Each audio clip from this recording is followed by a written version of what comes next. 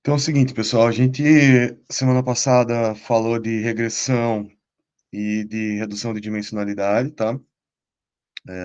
Como eu falei para vocês, agora as aulas começam a ter tópicos mais não sequenciais, né? São assuntos que eu estou pegando aí para ir apresentando para vocês, para tentar fechar assim o conjunto total de conceitos que eu acho que são importantes aqui no contexto da disciplina. E na aula de hoje a gente segue esse esquema, e então são duas partes. Uma que é para aprendizado não supervisionado, focado em clustering, tá? Que é a primeira parte da aula. E a segunda parte não é necessariamente aprendizado não supervisionado, mas às vezes aparece conectado a esse assunto, então eu coloquei junto hoje aqui, que é a detecção de anomalia. Tá? Então, primeira metade, só aprendizado não supervisionado, foco total em clustering. E a segunda metade, um problema que ele não é necessariamente não supervisionado, mas tem relação, que é a detecção de anomalia. E o exercício de hoje vai ser um exercício voltado para clustering, tá? Ou seja, com a primeira parte da aula aqui, tá? Então, começando com a parte de aprendizado não supervisionado, clustering, né? Ou o título da aula aqui, que eu acho que conversa melhor com o que a gente vai falar, que é como que a gente lida com dados não rotulados, né? O que significa ele não ser rotulado? Então, no que a gente vinha fazendo até agora, a gente estava focado totalmente em aprendizado supervisionado, né? Que pode ou não ter redução de dimensionalidade, como a gente viu na aula passada, meio que isso não importa, é um estágio anterior, né? Então, se eu tenho, por exemplo, um supervised learning aqui, né? Significa que eu tenho os meus dados de entrada, minha matriz de features, que pode ou não vir de um pré-processamento feito com PCA ou algum outro esquema de redução de dimensionalidade. E associado a esse cara aqui, eu tenho meu vetor de rótulos, que pode ser rótulos discretos, como a gente estava usando lá no caso de classificação, para separar classes, né? Ou pode ser uma tendência, que era o caso da regressão lá, que eu tinha um Y e eu tinha dados em X aqui e tentava traçar uma reta, um modelo não linear ali para acompanhar aquela tendência e prever valores contínuos para como saída, né? Mas então, o ponto-chave é que eu tinha essas informações, eu tinha esse Y aqui para tentar fazer alguma inferência no meu modelo, né? O que acontece agora é que a gente vai partir para um caso não supervisionado. Esse assunto aqui ele é bem extenso, tá? Ele tem várias subdivisões aqui que eu não vou tratar delas porque eu acho que complica demais a nossa análise aqui. Mas o ponto-chave é a gente não tem esse Y aqui. E o que a gente quer fazer, beleza, tudo bem, eu não tenho essa informação, mas será que eu consigo, mesmo não tendo essa informação, tirar alguma característica desse meu conjunto de dados? Então, por exemplo, se eu tenho essa nuvem de pontos aqui, tá? Que eu tenho esses dados com essa cara, mesmo eu não sabendo o que cada grupo desses aqui representa, em termos de classe, por exemplo, né? Será que eu poderia aplicar algum método para obter um agrupamento desses caras aqui? Então, esses grupos, esses exemplos aqui estariam agrupados, sei lá, num grupo um, esses num grupo 2, esse num grupo 3, esse num grupo 4. Essa que é mais ou menos a pergunta da aula de hoje, né? E o que a gente vai fazer para isso, então, é partir para esses métodos chamados métodos de clustering, né, de agrupamento, onde a gente vai tentar, dados esses pontos como entrada, se a gente consegue extrair deles alguma semelhança, alguma similaridade na qual eles possam ser agrupados, de acordo com aquela medida de similaridade, né? Um ponto importante que eu acho que é legal vocês terem desde já assim em mente, né, é que grupo não é classe, tá? Então, por exemplo, se eu estou falando que esse cara aqui é um grupo um, esse é um grupo 2 e tal, eu não posso dizer que isso aqui é a classe um, que isso aqui é a classe 2. Eu não tenho necessariamente uma relação direta entre grupo e classe, lá do aprendizado supervisionado, tá? O grupo pode ter relação com a classe, ou vice-versa, né? Mas para a gente aqui meio que isso não importa, né? O que a gente quer é tentar tirar aquela informação de agrupamento. Mas inferir que aquilo é uma classe dependeria de alguém vir aqui e dizer, não, beleza, aquele grupo 1 lá é a classe, sei lá, cachorro, gato, não sei, né, qual que é a semântica daquele agrupamento. A gente não está preocupado com a semântica aqui, a gente está focado totalmente em tentar montar esse agrupamento. Tá? Eu gosto de deixar isso bem claro, porque às vezes daqui a pouco começa a misturar essas coisas de classe e tal, e aqui não tem classe, tá? Aqui não tem nenhuma semântica definida para esses agrupamentos, tá? Isso aí, beleza, pessoal?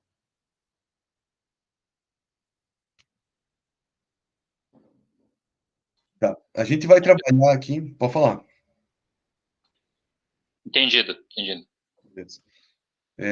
Aqui a gente vai trabalhar com algumas formas de agrupamento, tá? Eu vou restringir a três aqui.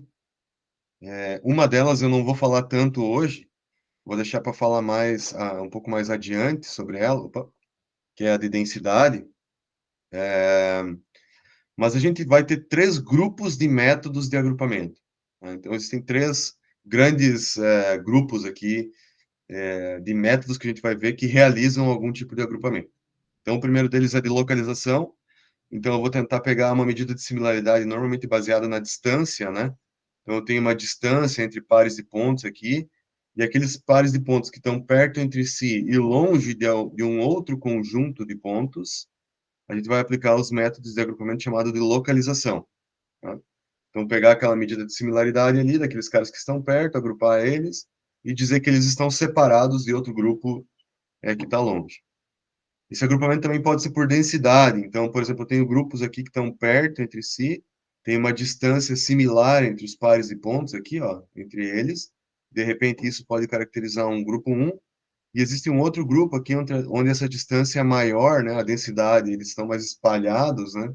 A densidade é maior, então esses caras aqui eventualmente podem formar um grupo 2 por conta dessa distância média entre os pares de pontos daquele agrupamento, tá? E tem um que é o mais complexo de todos aqui, que é um agrupamento pelo formato, né? Então, eu poderia ter esses pontos aqui com esse formato, né? Como se fosse uma meia-lua, alguma coisa assim, né? Um U aqui nesse caso. E eu estou dizendo que esse em azul seria um grupo um e aqui em verde seria um grupo 2. Então, esse formato é o que caracteriza o agrupamento. Ou aqui, né, esse anel, né, esse anel menor aqui, com esse raio menor, ele caracteriza, sei lá, o grupo um e esse segundo aqui, o grupo 2. Tá? Então, a gente vai ver métodos para cada um desses três casos. O de densidade eu não vou falar muito hoje, porque eu vou deixar para falar mais sobre eles quando a gente for falar na aula lá de modelos probabilísticos. Então, esse cara fica um pouquinho de lado hoje aqui, não vai ser tão discutido. E eu vou focar bastante nos de localização e vou falar um pouco também sobre qual é a solução que a gente pode fazer quando a gente tem esse formato arbitrário aqui, para tentar extrair algum tipo de agrupamento. Claro que eu estou sempre mostrando exemplos em 2D, ou seja, com duas features, né? Mas a gente vai estender isso aqui para quantas features a gente tiver, né? Então, eu vou tentar didaticamente mostrar exemplos em 2D para vocês entenderem o funcionamento, mas lembrar que isso pode ser estendido para mais dimensões e também vou falar um pouco sobre o que fazer quando a gente está em mais dimensões, tá? Como tentar inferir se o agrupamento está adequado ou não. Uma espécie de métrica, né? Então, o primeiro método, que eu vou começar o mais clássico de todos, e em geral um que a galera usa bastante, que é o K-means, tá? Vou mostrar primeiro assim como é que ele é intuitivamente e depois montar um algoritmozinho dele ali, só para vocês terem ideia da estrutura do K-means, tá? Então, a primeira coisa que a gente tem é uma nuvem de pontos que a gente quer determinar um agrupamento. Então, a minha nuvem de pontos são esses caras em verde aqui, tá? Então, eu quero aplicar um método de agrupamento para tentar extrair a partir dessa nuvem de pontos aqui, por exemplo, dois grupos. Então, essa quantidade de grupos eu tenho que definir a priori. É um hiperparâmetro do meu modelo, tá? Então, eu tenho que dizer aqui, ó, quantos grupos eu espero ter naquela distribuição de dados, que é o K do K-means aqui, tá? Então, eu estou dizendo que o meu K começa com 2. E, para começar o processo, nesse primeiro modelo aqui, eu vou definir aleatoriamente dois centros, ou o centro da onde aqueles grupos vão estar, né? Então, estou definindo aleatoriamente que um grupo vai começar aqui e o outro vai começar aqui. Poderia ser em qualquer outra região desse espaço, estou começando aqui só para facilitar as interações que eu vou mostrar na sequência, tá? Então, eu tenho essas duas inicializações. Então, o que eu inicializo é o centro do grupo, tá? O centro seria uma espécie de um centroide, um centro de massa, assim, que aquele grupo vai ter.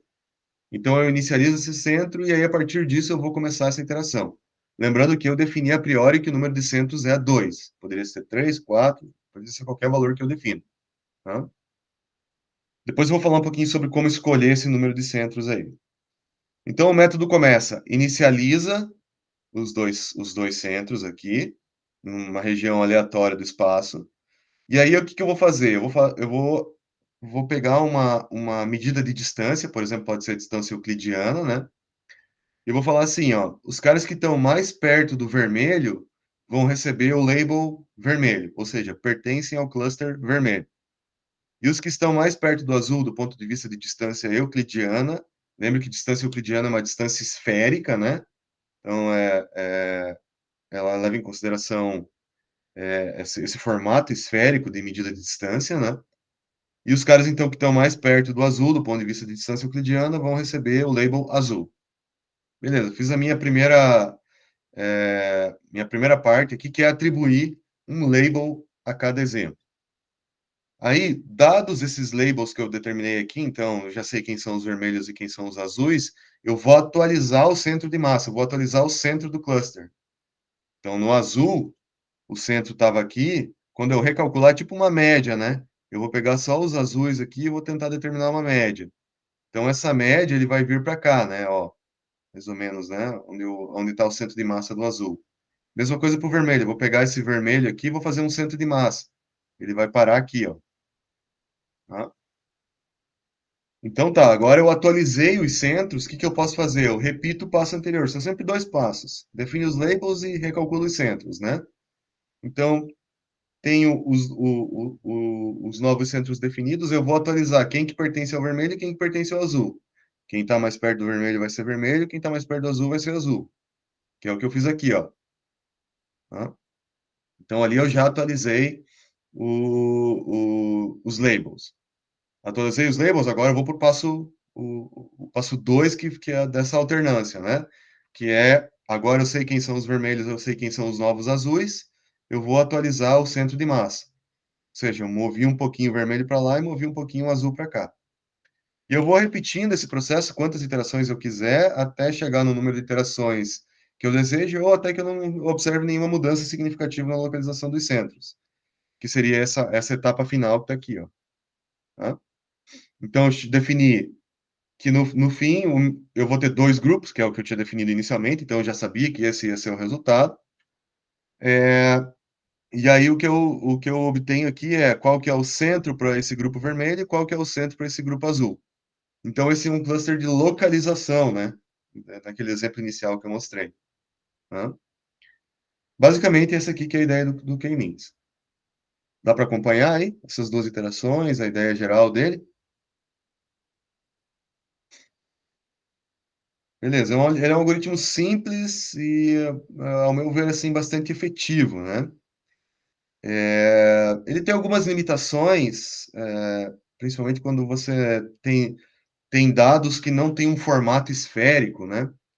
Que, por exemplo, a distribuição do cluster não segue uma distribuição baseada em distâncias euclidianas, né? Então, isso às vezes faz com que ele dê uma falhada aí na cara final dos clusters que ele obtém. Mas se você tem clusters que são esféricos, assim, ele é excelente, tá? Em termos algorítmicos, né? O algoritmo dele geral está aqui, ó. Então, é aquilo que eu já falei para vocês, né? Inicializa os centroides, assinala cada exemplo a um centroide, atualiza o centroide e fica repetindo essas duas etapas aqui até que algum critério de parada seja atingido, né? Às vezes a gente mede também aqui tipo uma loss function do que seria o k-means ali, né? Que é essa soma dos erros aqui, que é a distância de cada ponto em relação ao seu centroide, né? Então, para cada cluster, né? Faço essa soma para todos os clusters, né? E aí o que acontece é que essa soma ela vai diminuindo ao longo do tempo ali, porque à medida que os pontos vão ficando mais próximos do centroide, essa soma vai reduzindo, e aí ela tem uma cara assim de como seria uma loss function sendo otimizada ao longo do tempo. Então, às vezes você pode plotar ela também para tentar ver que já chegou numa assíntota aqui, né, num valor limite, e pode parar a otimização. Então, também é possível trabalhar com essa loss function, embora não seja tão usual. Tá? Mas o algoritmo do K-means é isso aí, simples e bem objetivo. Tá? Pode falar, Eduardo. Qual o sentido direção é considerado nessa soma? Não sei se eu entendi tua pergunta. Você quer falar, hein? Oi, professor. Então, ali você mostrou que tem um novo centro ali, né? Uhum. Como que é calculado ali esse, na verdade, a diferença ali para o deslocamento? Você diz nessa equação? Se voltar ali naquelas imagens lá, Uhum. isso, no erro, né? Que você falou assim, não erro, mas como que ele identifica qual direção que ele tem que seguir para calcular o ponto. Então, aqui, ó, vamos supor que eu estou nesse vermelho aqui, né? Ele era esse cara e ele vai passar a ser esse. Essa é a tua pergunta, né? Isso aí. Basicamente é uma média. Então, você vai fazer uma média, por exemplo, aqui, ó, em x, que vai dar mais ou menos aqui, ó, os pontos, né? E uma média em y, que vai dar mais ou menos aqui, e vai definir esse novo local dele. Só que essa média leva em conta só os novos vermelhos aqui, ó. Certo, entendi. Beleza? Bem simples. Beleza. Olha,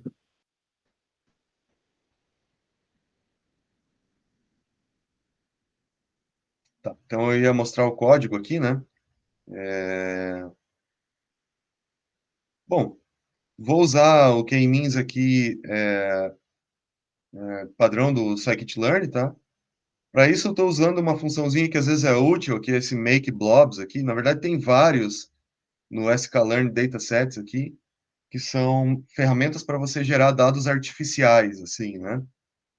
Vocês devem ter encarado alguma coisa assim quando fizeram essa última a tarefa, onde vocês tinham que gerar distribuições ali gaussianas e tal, né? Vou falar mais sobre essa geração aí na aula de modelos estatísticos, né?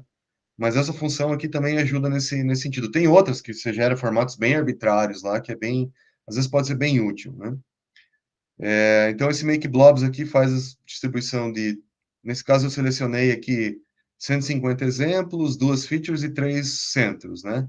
Com esse espalhamento de 0,5 aqui, que é uma variância ali do grupo. Aí aqui eu estou rodando um k-means lá do scikit-learn, né? Com uma inicialização aleatória dos clusters, estou definindo inicialmente três clusters, número máximo de iterações, ali a variação como tolerância para ele parar de rodar e tal, e aí rodo em cima desses caras e ploto qual que é o centro final que ele obteve. Né? Então, aqui foi legal, né? Como eu falei, quando eu tenho dados com essa cara aqui, ele vai super bem, né? Tem um problema só, que eu vou falar já do K-means, que é a inicialização dele. Né? Então, o K-means ele tem um problema que, às vezes, dependendo aonde você inicializa os centros, né, aquela primeira etapa lá, né, se for aleatório, pode acontecer um problema como esse que eu estou mostrando aqui, ó, que eu comecei com K igual a 3, ou seja, três centros, né, e aí dois dos centros foram inicializados muito perto desse grupo aqui, e aí um centro foi parar aqui, então tem um cara aqui, tem um outro cara aqui, e ficou um terceiro aqui, ó, né? Quando na verdade eu esperava que um fosse parar aqui, outro aqui, e aí um terceiro aqui, né, nesses três grupos, né?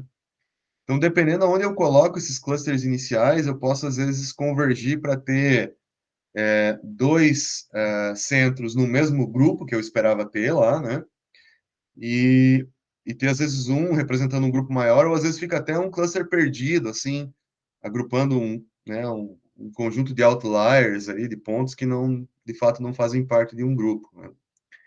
Então, existem várias estratégias para tentar contornar isso, né? Mas a mais clássica de todas é esse K-means++, que eu acho que é legal falar porque ele é meio padrão de várias bibliotecas aí de clustering, né? E o que basicamente ele faz é o processo de inicialização ele passa por você tentar colocar a inicialização em uma região que é mais densamente povoada de pontos.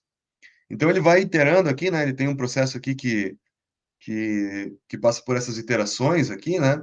Mas ele tenta sempre mover a inicialização para uma região onde eu já tenho uma certa densidade maior de pontos, porque isso garante ou minimiza a chance de situações como essa aqui ocorrer. Tá?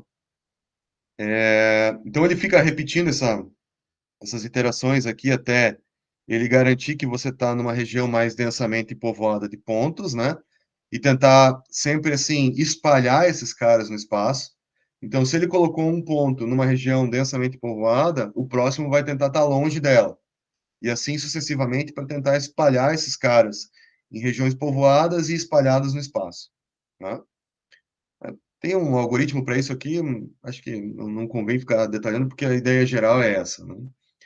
E aí, depois que você espalhou esses pontos no espaço, em regiões densas e separadas, aí você começa aplicando o K-means. Aí você inicia o processo iterativo do K-means.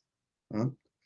Então, é bem comum, assim, né, nas ferramentas, você usar como inicialização aqui, ó, o K-means++, que é essa estratégia aí de suavização aí de evitar esses erros que o K-means apresenta. Tá? Então, problemas do K-means, por exemplo, né? Se eu tiver um agrupamento como esses caras que eu estou vendo aqui, ó, de formato, fatalmente ele não vai conseguir extrair esse tipo de informação aqui, né? Esse formato aqui ele não vai conseguir captar, porque isso aqui não leva em conta a distância euclidiana, né? Não é um dado esférico, né? Ele é um dado distribuído numa coisa que certamente não leva em conta distâncias euclidianas para determinar aquele formato, né? Os dados estão distribuídos em torno de um círculo ali, né? Uma coisa bem não linear, né? Então, esses casos aqui, fatalmente, o K-means não vai funcionar legal, tá? Em outros casos que também ele pode ter problemas é quando, por exemplo, a gente tem dados cuja distribuição ela é uma distribuição assim, né? Então eu tenho grupos aqui, né, como se fosse uma distância euclidiana achatada, tá? Então a distância euclidiana é esférica e quando eu achato ela aqui, eu mudo, né, a característica da distância, né, dados que estão numa mesma distância ali já não passa a ser esférico, passa a ser com outra cara, né? Então, por exemplo, essa distância achatada, deixa eu desenhar aqui. Então, tem esse grupo aqui, né? E aí eu tenho, por exemplo, esse outro grupo aqui. E eu esperava que o meu método atribuísse esse aqui como grupo 1 e esse como grupo 2.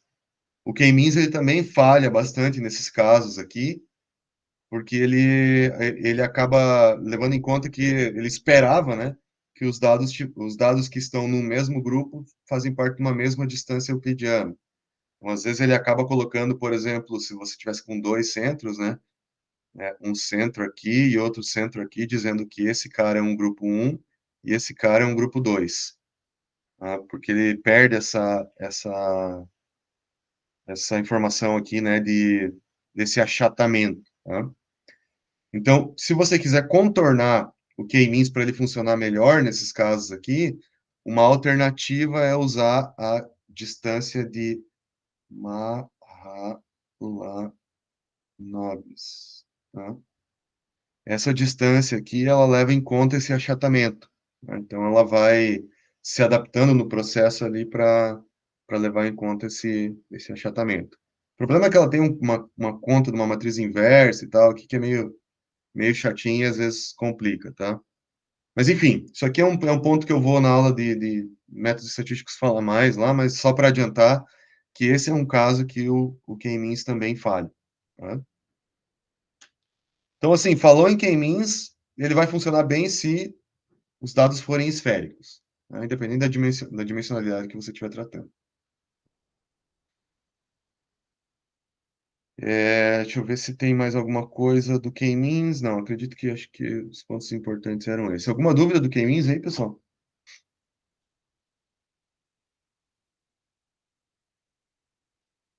Ficou tranquilo para acompanhar aí? Tá. Uma variação que existe do K-means é o fuzzy C-means ali, né? Ele é uma variação sutil, mas às vezes ela tem uma diferença significativa no resultado final. Que é o seguinte: no K-means a gente considera que um ponto ou ele pertence ou ele não pertence a um grupo. Então, ele pode pertencer lá ao grupo 1, ou ao grupo 2, ou ao grupo 3. Mas ele não tem como ele pertencer a mais do que o grupo, né? Isso aqui é meio que binário. Ou é 0 ou é 1. Tá? No fuzzy semins, isso aqui tem a ver lá com sistemas fuzzy, lógica fuzzy, toda uma história por trás disso aqui, né? Mas o lance é que você troca, flexibiliza esse pertencimento aqui, que é binário, para um chamado grau de pertencimento. Tá? Então, ao invés dele pertencer ou não a um grupo, você diz que ele tem um grau de pertencimento de 0,1, 0,85 ou 0,05. Tá? Esse W aqui, né, que antes era binário, ele passa a ter esse grau de pertencimento. Então, você muda essa funçãozinha, então ele pode ou não pertencer, e, por exemplo, você pode usar a distância dele ao centro, né? Então, o cara que está mais perto vai ter um grau de pertencimento maior, o cara que está mais longe um grau de pertencimento menor, de tal maneira que a soma desse pertencimento aqui seja 1, né? Então, a soma de tudo isso aqui tem que dar 1, e proporcional a essa distância, como eu falei. Tá? Na prática, isso tem um efeito sutil, mas às vezes ele ajuda a dar uma mudança ali na posição final do centro que pode te ajudar em alguma interpretação, né? Então, por exemplo, né, o que muda lá, né? Antes a gente tinha ou ele era só vermelho ou era só azul. Aqui, quanto mais perto do centro vermelho, ele vai ser mais vermelho, quanto mais perto do azul, ele vai ser mais azul. Né? Muda esse grau de pertencimento. Tá? Existem outros variantes que também fazem isso, mas o mais clássico de todos é esse fuzzy semins aqui. Tá?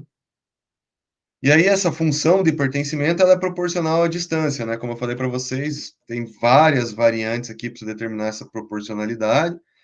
Essa aqui é a do algoritmo clássico lá do fuzzy semins para determinar o quanto que um cluster pertence ou não a um grupo, né? Mas, como eu disse para vocês, é proporcional à distância. Quanto mais perto de um, quanto mais longe, mais perto de zero esse grau de pertencimento. E o centro do cluster continua sendo a média, né? Mas a média agora ponderada por esse W, que não é só 0 e 1, ele pode variar entre 0 e 1. Tá? Beleza, esse era o fuzzy semins. Pode falar, Francisco. Professor, no caso de 2D, fica fácil visualizar mais ou menos assim quantos, quantos cluster vai ter, né? Uhum. Mas quando tem muitas dimensões, assim, como que mais ou menos a gente chuta, assim, o tanto de cluster que vai ser? Tá, então é exatamente o que eu vou falar na sequência aqui, tá? Então, existem algumas estratégias para isso, tá? Um método bastante comum é esse chamado método elbow aqui, né? Que é tipo um cotovelo ou um joelho ali, né? Uma curva que deve ter esse formato de joelho ou cotovelo para a gente tentar enxergar essa questão aqui, né? Então, o que que a gente faz? A gente vai usar como métrica, por exemplo, essa loss function que eu mostrei aqui do k-means, né? Ou essa alterada aqui do fuzzy semins, né? Mais ou menos a mesma expressão, o que muda é essa grau de pertencimento. E aí a gente vai fazer o seguinte, a gente vai montar uma curva onde a gente começa com um cluster igual a 1, 2, 3, 4 e assim sucessivamente. Tá? À medida que você vai aumentando o número de clusters, o valor dessa soma ela vai diminuindo, porque significa que você está fazendo com que os dados estejam mais perto de um centro. Tá? No limite onde eu tenho um centro para cada dado no meu treinamento, para cada dado que eu tenho no meu curso de treinamento, essa soma vai ser nula. Tá? Então pense o seguinte, ó, olhando a fórmula aqui, né? Se eu tiver um centro para cada exemplo do meu treinamento, se o meu algoritmo de agrupamento estiver ok, ele vai estar fazendo com que o centro bata em cima do meu dado aqui, a distância é zero. Se é zero para todos, no fim das contas, esse cara tenderia a zero. Tá? São os dois extremos, né?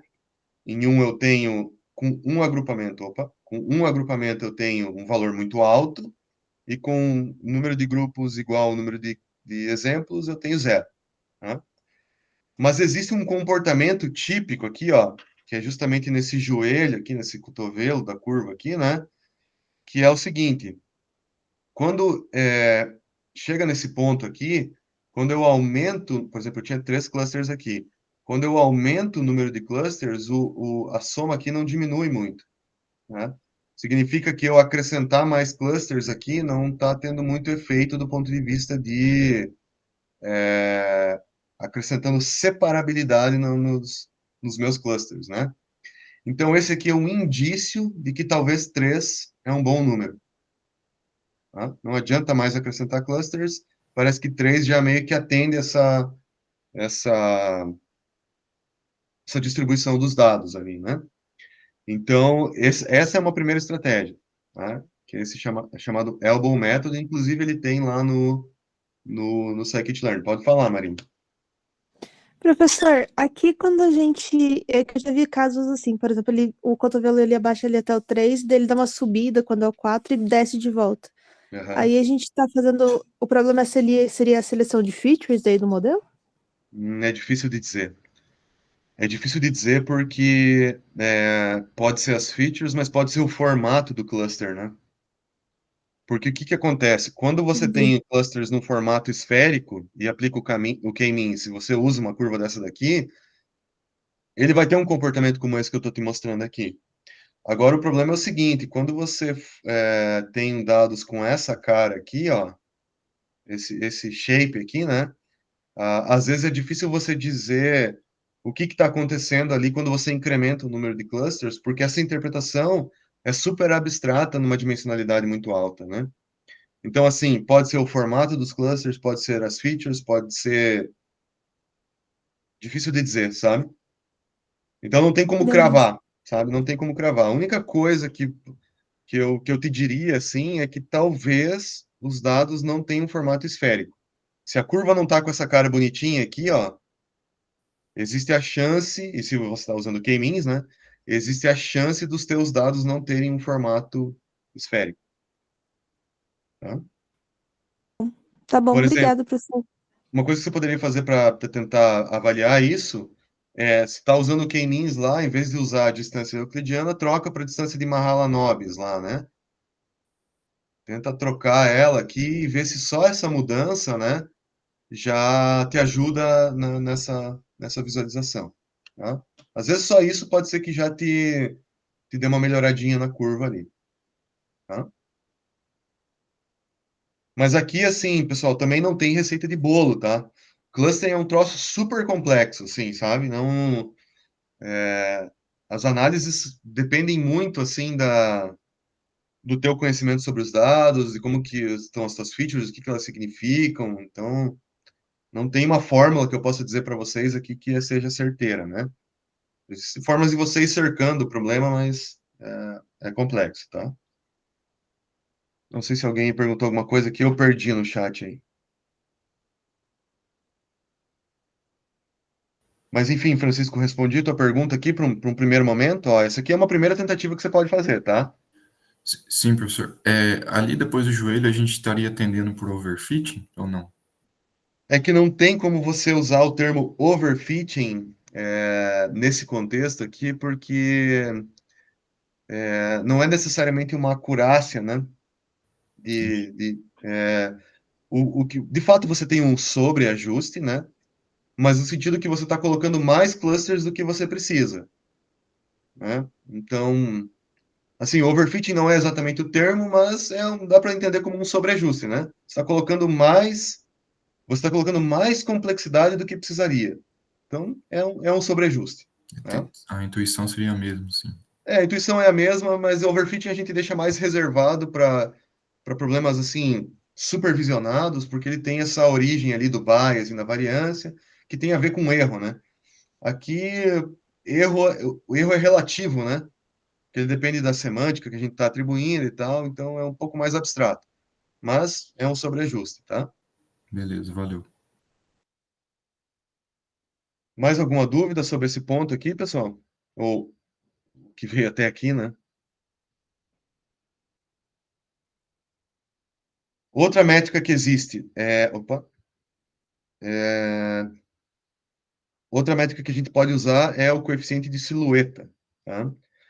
Então, o coeficiente de silhueta, ele mede duas coisas. Ele mede a coesão e a separabilidade. Isso aqui tem uma certa similaridade lá com a LDA que eu falei semana passada. A LDA era um método a gente pode usar ela para redução de dimensionalidade, né? E ela busca projetar os dados num novo espaço, onde eu aumento a separabilidade, né, entre as classes, eu tento projetar elas o mais separada possível e o mais compacta possível, né? Então a gente usava essa ideia, né? Mas lá era um problema supervisionado, usava as classes, né? Aqui, o coeficiente de silhueta, ele tenta medir, eu obtive um agrupamento, terminei o meu agrupamento, essa métrica ela vai nos dizer quanto que os clusters estão coesos e separados. E aí, para isso, ele usa dois valores, que é esse A e esse B. Então, o A, ele vai pegar a distância média que eu tenho entre um exemplo e os pares que pertencem ao mesmo grupo. Então, é uma média de como que está a distribuição de distância entre pares de pontos em um mesmo grupo. Vou repetir que isso aqui é importante. É a distância média entre pares de pontos que estão no mesmo grupo. Tá? E o B, ele vai medir a distância média entre exemplos que estão em um grupo e o grupo vizinho, tá? Normalmente é o mais próximo, tá? É o grupo mais perto daquele cluster que eu tenho. Então, o A vai medir essa coesão, né? Quão coeso aquele cluster está, e o B vai medir essa separabilidade, quanto que ele está separado do cara que é o mais perto dele, tá? E aí, o coeficiente de silhueta vai ser uma medida que é dada por essa formulazinha, né? Faço B menos A e o valor máximo entre B e A. E aí, esse coeficiente, ele mede para a gente essa coesão e separabilidade, né? É uma medida que quanto mais perto de um, melhor, né? Então, quanto mais perto de um, significa que eu estou tendo um cluster mais coeso possível e mais separado possível. Pode falar, Eduardo. Eu não estou entendendo uma coisa nesses pontos aí. Uhum.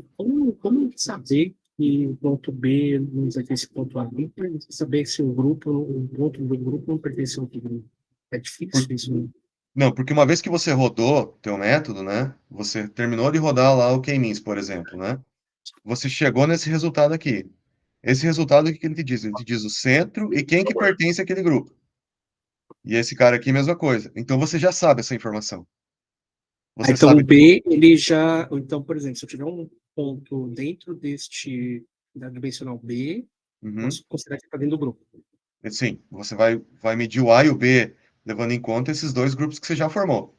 Então você sabe todo mundo que está aqui dentro desse cara, você consegue medir a distância média dentro dele. E você sabe que esse azul é outro grupo e é o que está mais perto dele, então você pode medir a distância de todo mundo contra todo mundo aqui também é a média. Entendi. Beleza?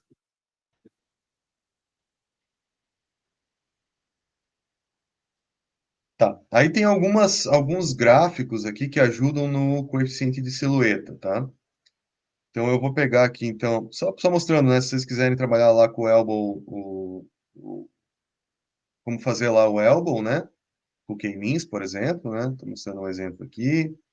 Aí o coeficiente de silhueta também tem como usar uns plots aqui que o próprio scikit-learn fornece para gente, né? Então estou rodando aqui um K-means num agrupamento qualquer, né? E aí ele calcula, como eu falei para vocês, o coeficiente de silhueta varia entre 0 e 1 ali, né? Quanto mais perto de 1, melhor. Então eu rodei para um agrupamento qualquer aqui, que é esse cara aqui, né? E o resultado final foi 0,7, né? Acho que é para esse mesmo conjunto de dados aqui, se não me engano. O conjunto final ali 0,70 alguma coisa, beleza? Um valor, né? Que a gente pode usar como referência, né? Quanto mais perto de 1, melhor. E aí, uma outra coisa que a gente faz é calcular todas as etapas desse coeficiente de silhueta. Então, eu vou medir ali a distância média entre os pares de exemplos e o centro, né, para cada um dos grupos. Então, eu tenho essa medida para o grupo 1, essa medida para o grupo 2 e grupo 3. Então, como que os exemplos daquele grupo estão em relação ao centroide, tá? E aí tenho esse formato aqui, meio que parece que como uma faca, né, assim, no desenho geral, né, tem uns caras que vão estar mais perto, outros caras que vão estar mais longe do agrupamento, né? E mais ou menos eu tenho esse mesmo tamanho aqui, né? De distribuição de exemplos por grupo, né? Mais ou menos a mesma quantidade de exemplos por grupo. Aí eu posso olhar, por exemplo, aqui, ó, quando eu tenho um agrupamento ruim, que o meu resultado final foi esse aqui, ó. Então eu tenho um grupo aqui no meio, um centro no meio desses dois e um nesse cara aqui. Então aqui eu só usei 2 K igual a 2, então por isso eu tive um resultado ruim, né? Aí se eu for olhar o coeficiente de silhueta, ó, o que acontece é que, primeiro, que eu tenho uma distribuição com um grupo com bem menos exemplos do que o outro, né? Isso aqui já pode ser um indício de que o agrupamento não está legal. E os valores do coeficiente de silhueta aqui para um grupo, né, se eu olhar individualmente todas as medidas dele em relação à métrica global, está todo mundo aqui abaixo daquele valor, ou muito, muito para baixo daquele valor. E quando eu tenho um bom agrupamento, em geral, os valores ficam bem acima ali, né? Então, isso aqui seria a cara de um agrupamento ruim, e aqui seria a cara de um agrupamento ok, né? Então, eu tenho essa, digamos, essa assinatura. Pode falar, Ricardo. Professor, bom dia. Agora, em relação a esse coeficiente de silhueta, então ele indica para nós que nós temos um agrupamento ruim e significa que, bom, então vou colocar mais K ou menos K, no caso, para poder Pode chegar ser. no, né? Então, assim, ó, o que eu sugiro fazer, né? Você sempre pode plotar as duas coisas. Você sempre pode plotar esse cara aqui, que é o elbow, né? Em conjunto com esses gráficos de silhueta. E analisando essas duas coisas de forma paralela aqui, você vai pegando um sentimento melhor do que pode estar acontecendo com o teu agrupamento, tá? Então, são ferramentas complementares aqui para você tentar inferir lá o que pode estar rolando lá no teu cluster, tá? Beleza. Então, por exemplo, aqui, ó, deixa eu ver se tem mais algum caso. Não, esse aqui eu já vou para o próximo. A atividade dessa semana, o que eu passei para vocês? Eu passei um conjunto de dados, tá? Então, um ponto zip lá que tem um conjunto qualquer de dados aqui, ó, de vários datasets. Se eu for abrir esses datasets aqui, vocês vão ver que é só um monte de features, eu não tenho label, não tenho nada para cada um desses 4 datasets. Eu não sei o que é aquilo ali. E a minha dúvida é a seguinte: eu quero que vocês apliquem vários métodos de agrupamento para tentar me dizer qual que é o número de grupos que existe por trás de cada um daqueles datasets lá. Tá? Então, o que vocês vão fazer? Vocês vão testar os métodos de clustering que a gente vai ver hoje. Vocês vão usar essas duas ferramentas, o elbow e o coeficiente de silhueta, e tentar me dizer, ó, para esse agrupamento aqui eu acho que é 4, para esse eu acho que é 5, para esse eu acho que é 3, sei lá. Tá? Depois eu posso revelar o valor real para vocês, mas vocês, né, usando essas ferramentas aqui, vocês já vão ver que vocês conseguem inferir esses valores aí. Beleza? Então, usar essas duas coisas em conjunto que é o grande lance aqui, pelo menos para vocês começarem a pegar o feeling do que está acontecendo com o agrupamento que você está escolhendo. Tá? De novo, isso aqui resolve? Não, a vida real é muito mais complexa do que isso, né? Mas esse aqui é o mais básico do básico. A primeira coisa que você tem que fazer é começar por aqui, tá? Então, não adianta tentar uma coisa mais complexa sem antes passar por esse negócio aqui, porque ele é tua base inicial de análise, tá? Beleza, pessoal?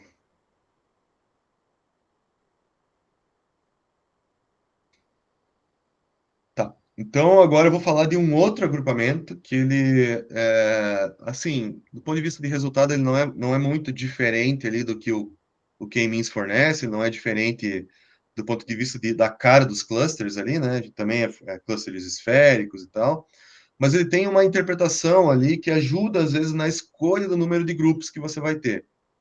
Então, às vezes, ele pode ser um método adicional para te ajudar na escolha de grupos, e eventualmente você pode usar essa escolha de grupos com outro agrupamento, né, para tentar testar o que pode estar acontecendo com o teu agrupamento final. Tá? Então vamos lá. Estou supondo aqui, ó, que existe uma distribuição de dados, tá? Por enquanto eu não sei qual que é a cara desses dados, não estou plotando eles aqui, estou só mostrando a ideia. A única coisa que eu sei é que eu tenho 6 exemplos, então é um dataset com 6 exemplos, e eu começo esse método montando uma matriz 6 por 6 aqui, que é a distância entre pares de pontos. Então, distância entre o ponto e ele mesmo vai ser sempre 0, 1 e 2 é 4, 1 e 3 é 13, tal, tal, tal. Isso aqui vai ser simétrico, né? Porque a medida de distância, por exemplo, euclidiana, ela é simétrica, né? Então, eu cheguei aqui nessa matriz inicial, tá? Primeiro eu vou mostrar esse agrupamento que é chamado hierárquico, tá? Usando a estratégia single link, depois eu explico o que ela significa, tá? Primeiro passo desse método de agrupamento. Eu vou pegar dois exemplos. Então, um detalhe desse cara aqui é o seguinte, ó. Eu começo dizendo que cada exemplo que eu tenho no meu dataset é um grupo. Então, nessa minha ilustração aqui, eu tenho 6 exemplos, então eu tenho 6 grupos. Tá? Não vai fazer muita diferença isso, mas é só para a nomenclatura ficar adequada. Aí, o que esse algoritmo vai fazer? Primeira etapa dele, ele vai pegar os dois grupos, nesse caso, os dois exemplos mais próximos, e vai fundir esses caras para que eles virem um novo grupo. Então, eu vou olhar nessa tabela aqui, ó, quais são os caras que estão mais próximos. A distância menor que eu tenho aqui é 3, né? Esse cara aqui. Então, é o exemplo 3 e o 5. Então, eu vou fundir esses dois caras aqui, né? Que é o 3 e o 5.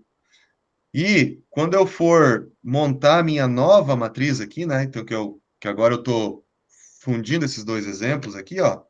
Então, agora eu tenho um novo grupo, e esse grupo 3 e 5 fazem parte desse cara aqui, ó. Tá? Na hora de eu medir a distância de 3 e 5 com os demais, eu vou pegar a menor distância. Então, por exemplo, ó, agora eu preciso montar essa nova tabela e eu preciso medir a distância entre o meu exemplo 1 e o 3 e 5. Eu vou pegar a distância entre 1 e 3 e 1 e 5. 1 e 3 era 13, 1 e 5 era 12. Então, a menor distância é 12, eu vou colocar 12 aqui. Tá? Entre 2 e 3 e 5. Tá? Então, 2 e 3 era 10, 2 e 5 era 11. A menor dos dois é 10. Então, aqui eu vou colocar 2, 3 e 5 vira 10. Tá? Então, eu montei uma nova matriz a partir dessa matriz inicial. Nessa matriz agora eu tenho menos grupos, porque eu fiz essa fusão, né, de dois grupos, de dois exemplos, porque no início eu só tinha, todo grupo era um exemplo, né? E aí cheguei nessa nova matriz. Aí beleza, o que eu vou fazer? Eu vou repetir esse processo. Agora eu tenho aqui, de todos os caras aqui nessa nova matriz, quem que é o que tem a menor distância? A menor distância agora é o 1 e o 2, que é uma distância de 4. Então eu vou fundir o 1 e o 2 e vou repetir esse processo, né? Então, eu vou lá, repetir de novo, né? O de 1 e o 2, eu vou compactando essa matriz, né? Vou vendo que ela vai diminuindo, né? Vou repetindo ela iterativamente aqui, né? Compactando até o final que eu vou ter somente um grupo. Então, eu parti do cenário onde cada exemplo era um grupo e no final eu tenho só um grupo. Tá? Parece que não faz muito sentido, mas eu já vou explicar para vocês aonde que seria o ponto ideal da gente parar. Tá? E a estratégia é sempre essa, pegando a menor distância e tal, e aplicando essa regrinha para essa matriz de forma sequencial. Né? O lance aqui é o seguinte, ó, a partir dessa matriz, a gente pode formar o que a gente chama de dendrograma, tá? Que é um gráfico, uma visualização gráfica. Tá? Então, o que tem o dendrograma? Eu vou começar onde cada ponto é um cluster, e à medida que eu for fazendo as fusões, eu vou marcando qual que foi a distância que eu usei para fazer a fusão. Tá? Então, beleza, eu comecei lá fazendo a fusão do 3 e do 5, beleza, fiz a fusão do 3 e do 5, defini um novo grupo. Depois eu fiz a do 1 e do 2, depois eu fiz a do 4 com o grupo de 3 e 5 que já existia, depois eu fui fazendo, beleza, cheguei até o final lá. Aí, o que eu fiz aqui, ó? Eu fui marcando a distância que eu tinha para cada fusão que eu fiz, ó. Então, eu fiz aqui uma fusão, a distância foi 4, aqui foi 3, depois foi 6, beleza, assim sucessivamente. Parti de todos os exemplos sendo um grupo, e no final tenho só um grupo, tá? Então, eu montei esse gráfico, essa visualização gráfica aqui, chamada dendrograma, tá? E por que o dendrograma é útil? Porque, eventualmente, eu posso fazer um agrupamento, estou mostrando um exemplo aqui, um outro agrupamento qualquer aqui, né? O dendrograma, ele ajuda porque ele pode falar o seguinte para você, ó.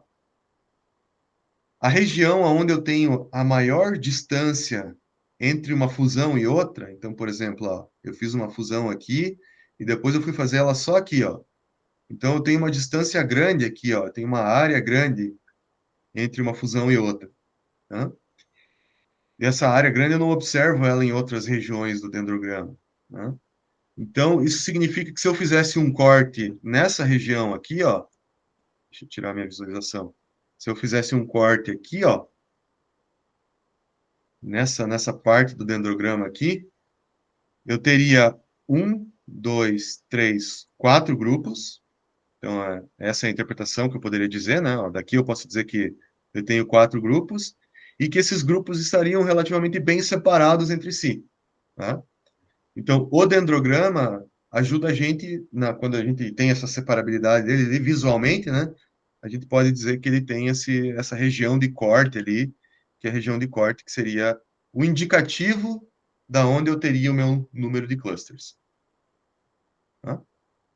Deu para acompanhar a ideia aí, pessoal? Então, vou montando os pares de distância, agrupando os exemplos, monto o dendrograma e aí procuro a região de máxima separabilidade do dendrograma para fazer o meu corte e definir o número de clusters. Beleza? Bom, existe uma variação, então, o single link que eu falei para vocês, ele pega a menor distância, e tem outro cara que é o link completo, que a gente pega a maior distância. Então, nessa fusão aqui, ó, onde eu usava a menor, se eu for aqui usar a maior, em vez dele ser single, ele vira o complete link lá, né? É uma mudança aqui que depende um pouco do formato do cluster e tal. Isso aqui eu não vou entrar muito em detalhe, porque é super específico desse método, né? Mas o efeito final é que, às vezes, ele deixa o dendrograma um pouquinho mais fácil de enxergar onde cortar, tá? Enfim, é uma opção. No scikit-learn existem várias implementações, eu deixei aqui duas delas, tá? Então, tem uma implementação passo a passo, onde você vai montando o dendrograma aqui, ele vai mostrando passo a passo da construção do agrupamento, tá? Tem como você plotar o dendrograma como um mapa de calor também, para ajudar na visualização. Isso aqui eu acho melhor usar só o dendrograma, tá? Acho que isso aqui, quando aumenta o número de exemplos, fica muito difícil de ver, né? E aí tem uma outra metodologia aqui, né? Que é você trabalhar direto lá com a função pronta do scikit-learn, tá? Que faz tudo isso aqui agrupado, que é essa aglomerativa aqui, que você já define o agrupamento. A única coisa ruim que eu acho dela aqui é que você tem que definir o número de clusters, né? Ela não fornece ali o corte ótimo, né? Até você pode adaptar ela para ela sugerir aqui mas essa implementação aqui ela não é tão visual. Então, deixei as duas formas aqui, uma você pode ver o dendrograma, a outra mais encapsulada, né? Eu acho que para o exercício, eu sugiro vocês tentarem montar o dendrograma, tá? Porque aí vocês vão ver no exercício que ele fica bem evidente ali qual que seria o número de clusters ideal para cada um dos datasets, dos 4 datasets que eu deixei como exercício lá, tá? Então, de novo, voltando para a tarefa, você vai tentar o K-means, o hierárquico e mais um, que eu vou explicar na sequência aí, né? Vai tentar o elbow, vai ver o coeficiente de silhueta, e quando você for fazer o hierárquico aqui, não esquece de tentar plotar o dendrograma para ele te ajudar, também como uma ferramenta auxiliar aí, para determinar o número de clusters que eventualmente aquele dataset pode ter, tá? Bom, acho que era isso. Acho que o ponto mais importante do agrupamento hierárquico ou aglomerativo aí, né, são sinônimos. É o dendrograma, acho que ele é uma ferramenta boa. Vejo que a galera usa bastante até hoje, então acho que ele é o ponto mais importante do que eu queria falar para vocês, tá? Beleza. Dúvidas, pessoal?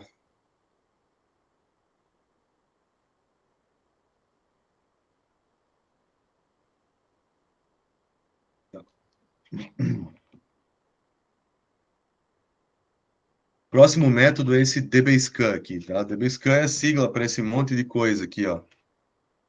Density Based Spatial Clustering of Applications with Noise, tá? Aonde que o dbscan entra? Tá? Qual que é o tipo de problema que ele foi proposto para resolver? Basicamente, a ideia é a seguinte. Existem clusters como esses que eu estou mostrando aqui, que eles não são baseados em formato e nem em densidade, tá? Não tem aquela característica que os métodos que a gente viu até agora são adequados. São clusters totalmente baseados no formato, e esse formato pode ser totalmente arbitrário. Esse formato aqui é onde os clusters estão distribuídos em anel, como eu estou mostrando aqui. Nesse caso aqui, eu tenho vários caras espalhados em torno de dois grupinhos bem pequenos aqui. Tem essa caretinha aqui, que também é super complexo de resolver por clustering. Esse outro aqui, que também é terrível para você conseguir identificar esses agrupamentos. Essas faixas de dados. Esse outro aqui que é similar, né, também, ó. Tem essas estruturas aqui, né? Enfim, aqui, qualquer um dos métodos que eu falei até agora vai falhar, com certeza. Ela não vai conseguir extrair informação porque as distâncias não são esféricas, tá? Não é coisa baseada em distância euclidiana. Então, qual que é a ideia desse primeiro método do dbscan? O dbscan ele vai fazer uma análise local, assim, em vez de ele ficar olhando todos os dados ou um grupo grande de dados, ele vai fazendo análises que são localizadas, né? Então, é como se ele fosse aplicando mini agrupamentos aqui, né, bem pequenininhos aqui, e aí o que ele vai fazer? Se existe uma intersecção entre esses pequenos agrupamentos aqui, significa que todos esses pequenos agrupamentos formam um grupo geral, tá? E, eventualmente, todos esses caras poderiam ser assinalados como um mesmo cluster. A hora que fechou esse agrupamento local aqui, ele pula para um outro dado lá. E vai fazendo esses pequenos agrupamentos locais aqui, repetindo esse processo iterativo, chegou no fim aqui, se ele perceber que todos esses caras têm uma intersecção, ele vai dizer que eles pertencem a outro grupo. E aí vai pular para cá. E aí vai fazendo esse mesmo processo aqui, ó. Vai, até chegar no fim. Quando ele viu que toda essa galera estava, de uma certa maneira, conectada, ele vai dizer, opa, esse negócio aqui talvez seja um grupo. Então, ele parte de uma análise local e vai expandindo ela sequencialmente, tá? Para isso, ele usa aqui o que ele chama de core point, né? Então, um core point é quando ele tem um número específico mínimo aqui, né? Que é um hiperparâmetro, então eu tenho que determinar esse mean points aqui, né? Numa região, num determinado raio epsilon, tá? Então eu tenho que definir quanto que é esse epsilon, eu tenho que definir quanto que é esse cara aqui, tá? E aí eu tenho outro cara que se chama border point, né? Ele tem menos vizinhos do que o número mínimo de pontos dentro de um raio epsilon, mas ele cai dentro de um epsilon de um cara chamado core point, tá? E todos os caras que não são nem border, nem core point são chamados noise, tá? Então, aqui eu tenho um core point, que tem um número mínimo dentro daquela vizinhança. Aqui eu tenho um border point, que está dentro de um core point, mas não tem o número mínimo de vizinhos ali, que nesse caso seria 3, e assim sucessivamente. Tá? Então, o que ele faz? Ele pega esses caras aqui, né? Então, ele vai fazer o seguinte, ó, ele vai formar um cluster separado para cada core point, ou cada conjunto de grupos de core points que estão conectados, ou seja, aquela intersecção que eu falei, né? E que não estão mais distantes do que epsilon aqui, né? E cada border point que está conectado a um core point também vai ser assinalado aquele core point, e, consequentemente, aquele cluster correspondente ao core point. Então, assim, em linhas gerais, o que ele faz, né? Ele vai percorrendo aqui essa vizinhança, né? E todo core point e border point que está entrelaçado, ele vai dizendo que pertencem ao mesmo grupo e pertence a esse grupo que ele já vinha formando. Quando ele termina, né, essa conexão, ele parte para um próximo ponto.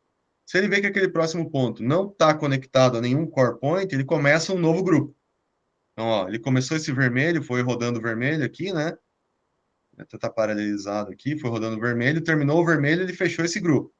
Quando ele vai para o azul aqui, o azul ele sabe que não tem nenhum core point ligado ao vermelho, então ele inicia um novo agrupamento. Tá? E todos os caras que não pertenceram a nenhum core point, né, que não fechou aquele entrelaçamento de core points, ele vai dizer que é um ruído, que não faz parte de nenhum grupo. Por isso que ele tem esse with noise aqui, tá? Na formulação. Então, essa é a versão final dele ali. Então, ele consegue dizer que, no fim, esse cara teve 3 grupos, né? E alguns ruídos ali que não faz parte de nenhuma análise. Qual que é a encrenca aqui? Você não precisa dizer o número de grupos. Ele vai achar isso aí. Mas você precisa definir quem que é o epsilon e quem que é aquele número mínimo de pontos que você vai definir lá na vizinhança, que indiretamente impactam no número de grupos. Então, não define o grupo, mas define parâmetros, hiperparâmetros que impactam no agrupamento. Então, bem no fim, você está definindo ali o número de grupos, né? Indiretamente, mas está influenciando. Tá? Se você for pegar esse cara aqui, ó, no código, né? Eu tenho aqui esse exemplo do código aqui, ó, que é esse dataset, ó, make moons, lá do dataset do sklearn, que gera em formato de lua aqui, né, os dados. Você vai ver que, bom, só mostrando, né, que o k-means e o hierárquico falham no agrupamento, né? Porque aqui ele está pensando que tem um grupo que está aqui, ó, e a distância esférica é isso aqui, né? O outro cara está aqui, a distância esférica é isso aqui, então, por conta disso ele falha, né? O aglomerativo e hierárquico é o mesmo problema, né? E quando eu aplico o dbScan, desde que eu consiga sintonizar bem esse epsilon e o número mínimo de samples, ele vai conseguir pegar essa informação, tá? Depois vocês podem brincar aqui, ó, variar esses caras aqui, vocês vão ver que se der uma mudadinha aqui também ele já desanda. É bem sensível, né, a essa parametrização. Tá? Mas enfim, pelo menos é uma maneira de você escapar e poder capturar essas coisas não esféricas, tá? Beleza, pessoal? dbScan?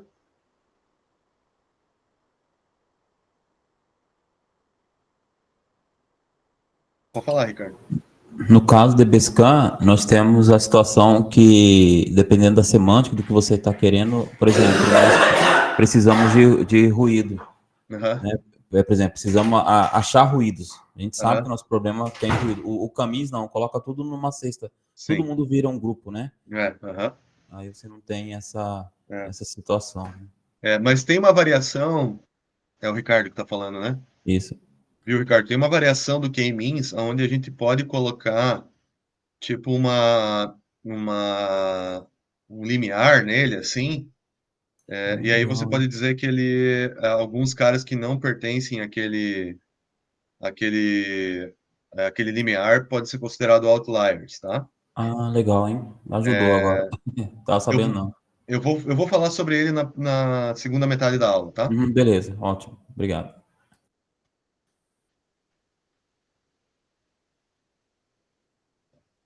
Então, beleza. Então, mas o DBSCAN também é legal para isso. Qual que é o problema? Assim, a minha experiência com o DBSCAN, a sensibilidade em relação à escolha desses parâmetros, ela é muito complexa. Às vezes, uma pequena variação que você coloca no epsilon ali, você já bagunça muito o resultado final. Então, às vezes, você tem que fazer uma análise da distribuição das distâncias que você tem no teu dataset e tentar ir capturando o que está acontecendo para tentar, a partir daí, sintonizar esse valor, sabe? Eu já vi muita gente usando, por exemplo, o dendrograma como ferramenta de análise para construção ou sintonização do DBSCAN. Tá? Porque o dendrograma fornece esse par de distâncias e tal, então às vezes você pode ver ali o que está, qual que é essa distância típica que você está tendo para tentar capturar ali as informações do epsilon ou até do número do mean points lá do DBSCAN. Mas é sensível, tá? É sensível pra caramba aqui. Tá, eu vou falar de um outro grupo de métodos. Isso aqui teve, assim, lá pelo 2010, entre 2008 e 2010, eu lembro que isso aqui era a sensação da área de machine learning, assim, né? Caiu em desuso e agora eu vi que voltou com força total por conta das redes neurais baseadas em grafo, né? Então, aquelas chamadas GNN, né? Graph Neural Networks. Esse negócio aqui voltou com força, assim, né? Voltou a ser uma coisa impactante, então eu acho que vale a pena eu explicar um pouquinho, pelo menos, desse negócio para vocês, tá? Que é o chamado agrupamento espectral, tá? Espectral porque ele tem a ver com a teoria de grafos, tá? Então, antes de eu falar rapidinho de teoria de grafos para vocês, para tentar explicar da onde que vem essa história do agrupamento espectral, de novo, o agrupamento espectral ele é desenvolvido exclusivamente para esse tipo de coisa aqui, né?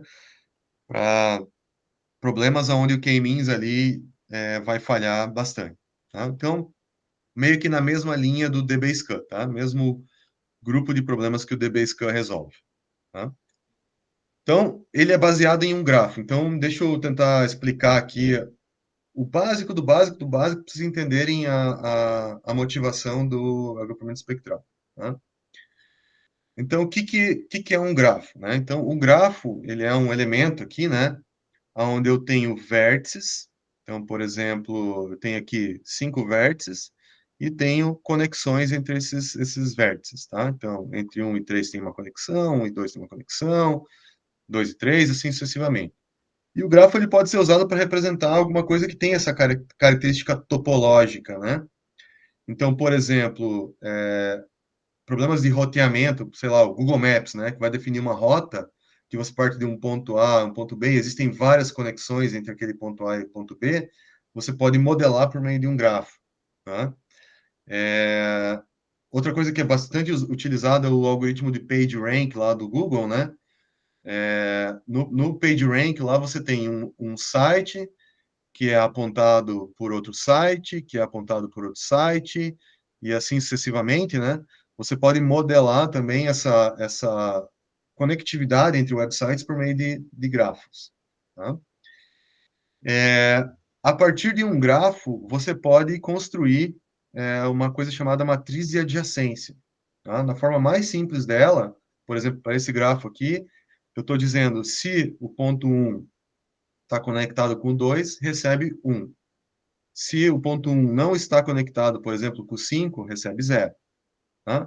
Então, se existe conexão, ganha 1. Se não existe, recebe 0. E o ponto com ele mesmo, né? Se houver uma recorrência aqui, né? Tipo assim, algo nesse sentido, aí ele ganha 1 aqui, né? Se não existir aquela recorrência ali, ele ganha 0. Tá? Não vou falar de recorrência, porque isso aqui também é uma outra encrenca, tá? Então, essa é a matriz de adjacência. Veja, eu não estou falando quão forte é essa ligação, por exemplo, se essa aqui existe uma conectividade que é intensa ou não, estou só falando se ela existe ou não e estou montando essa matriz de adjacência a partir de um grafo. Tá? Beleza. Eu já vou falar para vocês como que esse grafo é construído no nosso contexto, a gente já entra lá, só vou falar um pouquinho sobre as propriedades dessas representações aqui, que elas são importantes, tá? Então, tem um grafo, montei a matriz de adjacência. Simples. A partir da matriz de adjacência, eu posso montar outras duas matrizes, tá? Que tem relação, essa relação que eu estou mostrando aqui. Então, a matriz de adjacência entra aqui. Eu tenho uma outra matriz, né, uma matriz diagonal, né? Que vai dizer para a gente quantas ligações aquele nó tem. Então, por exemplo, se o nó 1 tem 4 ligações, vai aparecer 4 aqui. Se o nó, por exemplo, 2 tem 3 ligações, 1, 2, 3, ele vai aparecer 3 aqui, e assim sucessivamente. Então, posso montar uma matriz que é a matriz diagonal. E a partir da matriz diagonal e da matriz de adjacência, se eu fizer essa subtração, eu tenho uma matriz chamada matriz laplaciana, que é a matriz-chave aqui para análise do grafo. Tá? O que essa matriz laplaciana tem de especial? Tá? A matriz laplaciana, quando eu construo ela, então vamos supor que eu tenha esse grafo aqui, ó, tá? Que foi dado para a gente. Tá? Então tem esse grafo aqui que tem essas conexões. A partir desse grafo eu posso montar a matriz de adjacência, que tem a ver quem que está ligado com quem. Posso montar a matriz diagonal, que diz quanto cada um desses caras estão interconectados, beleza? E fazendo L igual a D menos A, eu monto a matriz laplaciana. Se eu fizer uma decomposição em autovalores e autovetores da matriz laplaciana, então se eu fizer uma decomposição, né, aquela decomposição em autovalores e autovetores dela, esses caras, eles trazem uma informação bem interessante. Então, por exemplo, ó, se eu pegar os 3 autovetores dessa matriz que eu fiz para esse grafo aqui, né, com alto valor nulo, tá? Todos os caras que têm o alto valor nulo. Se eu pegar, por exemplo, esse autovetor V1 aqui, ó, que é o primeiro autovetor, né, dessa matriz, o que ela está falando aqui, ó? Tem um valor 1, 1, 1, 1 e 1 para os pontos 9, 10, 11, 12, 13. Então, o que é 9, 10, 11, 12, 13? 9, 10, 11, 12 e 13. Basicamente, esse cara capturou um grupo aqui, que é esse cara que está aqui, ó. Essa parte do grafo ele capturou. Então, o grupo, estou chamando de grupo 1 aqui, esse autovetor capturou. Se eu for olhar o segundo autovetor, ele está falando 6, 7, 8. Ele conseguiu extrair essa informação que está aqui. E o último, se eu for ver, ele está aqui, né? Esse terceiro que está aqui, então seria o grupo 2. E o autovetor 3 seria o grupo 3. Então, o que a decomposição em autovalores e autovetores da matriz laplaciana nos fornece? Ela nos fornece uma possibilidade de visualizar o agrupamento que existe dentro daquele gráfico. Aqui parece meio sem sentido, porque você está dizendo que 6 é igual a meia dúzia, né? Você já sabia que o gráfico tinha aquele formato, então para que isso, né? Mas o que eu vou mostrar para vocês, na verdade, na sequência, é um pouco diferente disso, né? A gente vai tentar, a partir de um conjunto de dados, tentar fazer uma representação de grafo, aí montar a matriz laplaciana, fazer a decomposição da matriz laplaciana, e a matriz laplaciana vai dizer o seguinte, ó, existe, então, uma certa conectividade ali entre os exemplos, que pode estar guardada essa conectividade dentro de um autovetor da matriz. Tá? Então, vou tentar explicar de uma maneira simples, mas que resume essa história. Dado um grafo, se eu montar a matriz laplaciana e fizer uma decomposição dela em autovalores e em autovetores, os autovetores guardam a representatividade, a conectividade que existe no grafo original. Tá? Se eu ampliar um pouquinho mais essa análise aqui, né? Deixa eu só, vou pular aqui, né? Para explicar um pouco essa interpretação. Depois eu volto ali para falar um pouquinho da matriz adjacente. Tá? Então, olha só. Se eu tivesse um grafo como esse daqui, ó, esse primeiro grafo 1, tá? Esses caras estão conectados, esses estão conectados e aquele lá está conectado. Tá? E eu fizesse uma decomposição da matriz laplaciana, ela teria 3 autovalores nulos, então significa que eu tenho possivelmente 3 agrupamentos naquela estrutura de grafo, e o primeiro autovalor teria um autovetor dado por esse cara aqui, o segundo esse aqui e o terceiro esse aqui. Exatamente o exemplo que a gente viu antes. Tá? Se eu tivesse, por exemplo, aqui, ó, esse grafo 2, eu teria que eu tenho conexão completa, né? Ó, tá todo mundo conectado, então eu não tenho nenhum corte igual eu tinha aqui, né? Eu vou ter um primeiro alto valor nulo e um segundo alto valor maior que zero. Tá? Só que se eu for olhar o lambda 2 desse grafo 2 aqui, ele tem um valor menor do que o grafo 3, onde eu tenho um embaralhamento de conexão maior. Tá? Então, essa densidade de conexões aqui do grafo, tá? Densidade de conexões do grafo aqui, ela é refletida nos autovalores e, consequentemente, isso vai refletir nos autovetores, eu já vou falar sobre isso. Tá? Mas na prática, né? Na prática, a gente não tem a matriz de adjacência e nem a matriz laplaciana. Então, na prática, eu não tenho um grafo, né? Na prática, eu tenho pontos, como esses aqui, ó. Tenho um dataset, né? Não tenho um grafo, né? Então, se eu não tenho um grafo, eu não tenho a matriz de adjacência, não tenho a matriz diagonal e não tenho a matriz laplaciana, tá? Então, eu não tenho nada dessas propriedades que eu estou mostrando para vocês. Mas existe a possibilidade de, dado um conjunto de pontos, como a gente está colocando aqui, eu construir uma matriz de adjacência para esses pontos, criar ela, né? E, a partir da matriz de adjacência, também criar a diagonal e também criar a laplaciana. Como que a gente faz isso? Em geral, bem simples. A gente pode usar, tá? Vou colocar aqui a forma mais convencional de todas, que é o chamado grafo completamente conectado. Então, eu vou construir a minha matriz de adjacência com base nessa expressão aqui, ó. Eu meço a distância entre pares de pontos. Então, vou pegar cada pontinho aqui, ó, cada par de pontos aqui. Vou medir a distância, levo ao quadrado, divido por 2 sigma. Sigma é um parâmetro que eu tenho que definir. Faço a exponencial e, a partir disso aqui, eu monto uma matriz de adjacência para todos os pares de pontos do meu dataset. Tá? E a matriz de diagonal vai ser simplesmente a soma ali, essa soma aqui para a matriz adjacente. Tá? Isso aqui vocês devem lembrar que é um kernel gaussiano lá da SVM, né? Se vocês forem lembrar lá que isso aqui é o gaussiano, RBF, né? Lá da SVM, mas aqui nem vou entrar no porquê que tem essa relação para não confundir demais vocês, mas é a mesma expressão. Então, o que eu faço? Não tenho grafo, tenho dataset. Então, eu pego o dataset, esse cara que está aqui, e calculo a matriz de adjacência com essa fórmula. Depois calculo a matriz diagonal com essa fórmula aqui, faço uma menos a outra, tenho a laplaciana.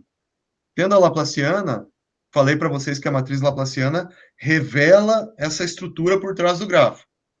Então, se eu fizer uma decomposição em autovalores e autovetores da matriz laplaciana, eu consigo revelar uma certa conectividade que eu tenho naquele grafo, e aquela conectividade pode representar um agrupamento. Tá?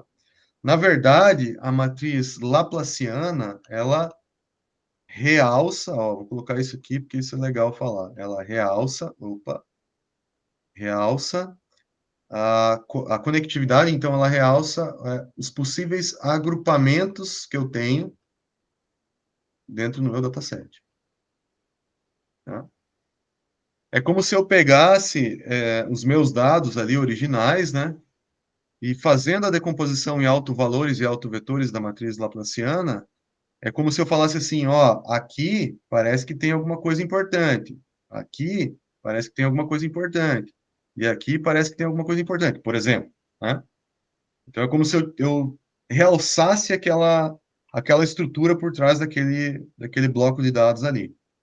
E realçando essa estrutura, o que eu estou fazendo, na verdade, é realçar o cluster, né? Realçar um possível agrupamento que eu tenho nos dados. Tá? Então, do ponto de vista algorítmico, vou tentar colocar aqui num slide só, o que a gente faz? Tá? Se a matriz laplaciana realça, se ela tem esse efeito de realce, esse realce nos dados, o que eu vou fazer é usar, então, os autovetores, né, dessa matriz, vetores dessa matriz aqui, como algo uma transformação que eu estou fazendo nos dados para realçar a conectividade, para realçar os agrupamentos que existem nos dados. Tá? Como que eu faço isso? Então, pego os meus dados, monto a matriz de adjacência fazendo essa formulazinha aqui, tá? Monto a matriz diagonal fazendo aquela soma que eu mostrei para vocês, e faço a matriz laplaciana, L que é igual a D menos A. Tá? Na implementação original, do paper original lá do agrupamento espectral, eles fazem essa subtração e uma normalização aqui já da matriz laplaciana. Tá? Por isso que aparecem essas coisas aqui. Tá? Mas isso não vou confundir a cabeça de vocês, imagine como uma medida normalizada na matriz laplaciana. Tá? Quem quiser ver isso aqui vai ter que dar uma lida no paper lá, que essa discussão é um pouquinho longa. Tá? Aí eu vou pegar os K maiores autovetores, K eu tenho que selecionar aqui, tá? Então, normalmente eu escolho o número de autovetores aqui igual ao número de grupos que eu quero estimar, então o número de agrupamentos que eu quero ter. Então, nesse método de agrupamento, eu tenho que dizer quantos grupos eu quero a priori, né? Faço, então, a decomposição em autovalores e autovetores da matriz L, seleciono os K maiores autovetores, pelos K maiores autovalores, e aí eu tenho uma nova representação, eu tenho uma nova matriz, onde cada coluna não são mais as features, e sim os K autovetores da matriz L. Né? E aí eu aplico o agrupamento, por exemplo, o agrupamento K-means com o K igual ao mesmo K aqui que eu tinha, né? Nesses autovetores. Por que que eu faço isso? Pelo seguinte, a matriz L, ela fornece um realce dos possíveis agrupamentos, mas ela não resolve o agrupamento por si só. Se eu quiser resolver de fato o agrupamento, né, uma vez que ela realçou quem tá possivelmente mais conectado ali, né, ao aplicar o K-means, eu consigo, então, beleza, ó, esses caras aqui fazem parte do mesmo grupo, esses outros de outro e esse outro de outro. Então, é uma forma de eu ir lá e filtrar aqueles dados que estão realçados. Tá? E aí pronto, e aí beleza, eu posso, né, tendo os dados correspondentes ali a esse K-means, eu montei o meu agrupamento. É como se eu tivesse feito o agrupamento num novo espaço dado pela matriz L, dos autovetores da matriz L. Um pouco abstrato, meio chatinho, mas o caminho é esse. Tá? Então, deixa eu voltar aqui e tentar explicar de novo de uma maneira bem intuitiva isso aqui. Eu tenho um conjunto de dados, como esse cara que está aqui. O que que eu vou fazer? Eu vou montar a matriz de adjacência, fazendo aquela conta da exponencial lá, depois a matriz D, depois a matriz L, com a normalização lá que eu mostrei para vocês. Aí eu vou fazer uma decomposição em autovalores e autovetores dos maiores autovetores da matriz L, né? E o que que essa matriz L vai fazer aqui? Ela vai realçar, ela vai falar assim, ó, talvez esses caras aqui tenham uma certa conexão, talvez esses aqui tenham uma certa conexão, e assim sucessivamente, né? Mas ela não resolve o agrupamento, ela é só um indicativo.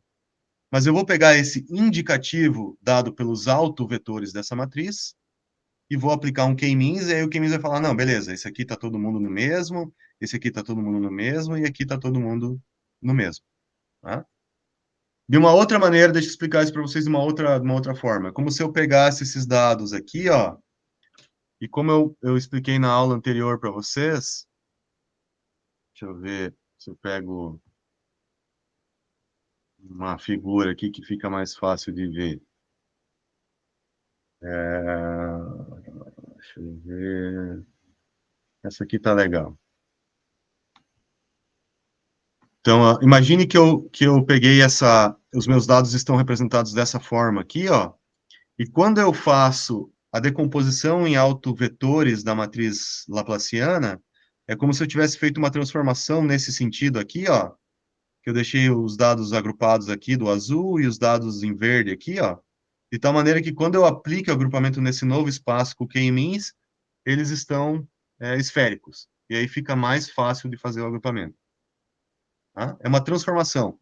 Assim como a gente fez lá na kernel PCA uma transformação, a gente também faz uma transformação com essa matriz L, né? Decomposição em autovalores e autovetores da matriz L.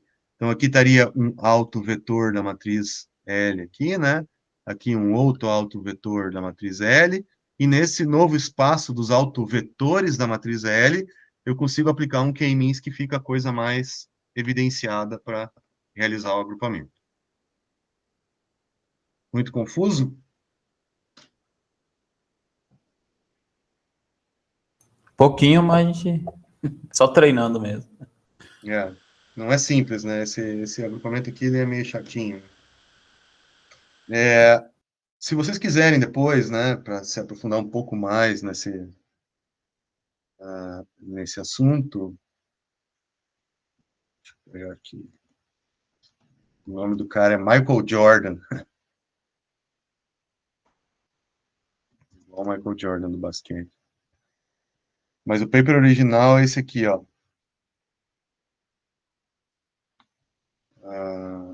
On Spectral Clustering, né, análise e um algoritmo, né? Então, ele propõe um algoritmo, daí ele vai explicando, né, por que que a matriz L tem essas propriedades, por que que ela tem essa característica, né? E alguns experimentos da onde ele vai funcionar legal e onde ele vai falhar, né? Então, depois, se vocês quiserem dar uma olhada, inclusive, qual que é a relação com o kernel PCA, que eu acabei de mostrar para vocês, enfim.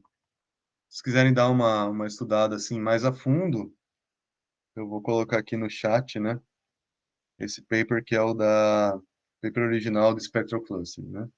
Esse assunto morreu por muitos anos e agora eu estou vendo que está voltando, então, por isso que eu deixo ele aqui nas aulas, que acho que é legal saber esse caminho, né? Um pouco mais pesada essa última parte, mas, enfim, né? Eu acho que não tem como explicar esse negócio sem passar por isso, porque faz parte da fundamentação teórica desse método, né? Bom, agrupamento espectral tem a ver com montar um grafo. Montar o grafo é montar a matriz L. A matriz L tem propriedades que enfatizam o clustering, né? E que deixam, por exemplo, o fato de você aplicar um K-means mais fácil.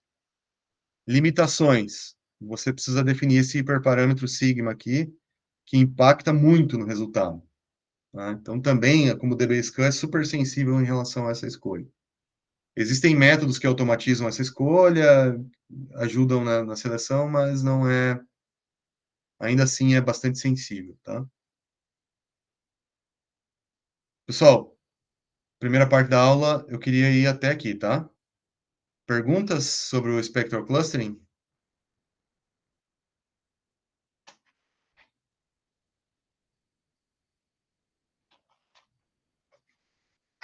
Então vamos fazer um intervalo, voltar lá por umas 10h10 aí. Aí a gente continua, segunda metade. Eu vou parar a gravação aqui.